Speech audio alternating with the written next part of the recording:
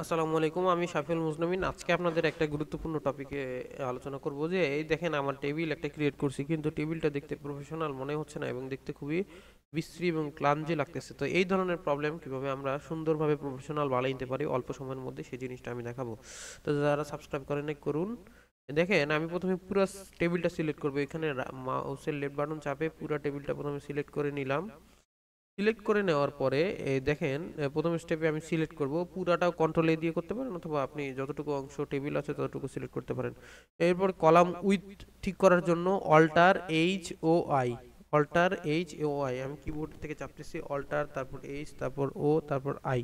Just চাপলেই দেখেন আমার উইথটা যতটুকু জায়গা প্রয়োজন ততটুকু নিয়ে নিয়েছে এবং কলা উইথ কলাম উইথ গুলা নিয়ে নিয়েছে এবং রো এর দেখেন এই রো এর যে হাইটটাকে আমার হচ্ছে নিয়ন্ত্রণে আনার জন্য যেটা করতে হবে, দেখেন থার্ড স্টেপে রো হাইটের জন্য অল্টার এইচ ও এ চাপতে হবে।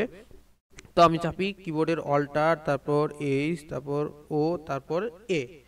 চাপার সাথে সাথে বুম, দেখছেন এই কত সুন্দর করে রো এর যে উইথটা হাইটটা, রো এর হাইট এবং কলামের উইথ দুইটাই ঠিক হয়ে গেছে। এরপরে আমাকে এটাকে প্রফেশনাল একটা টেবিলে কনভার্ট করতে হবে।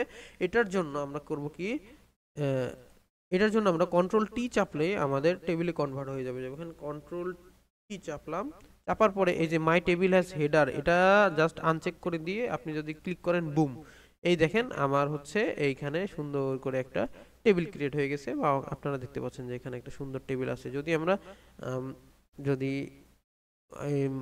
টেবিল আছে এই টিক মার্কটা না তুলতাম তাহলে আমাদের এইটাই হচ্ছে কলামের হেডলাইন হিসাবে চলে আসতো। ধন্যবাদ সকলকে।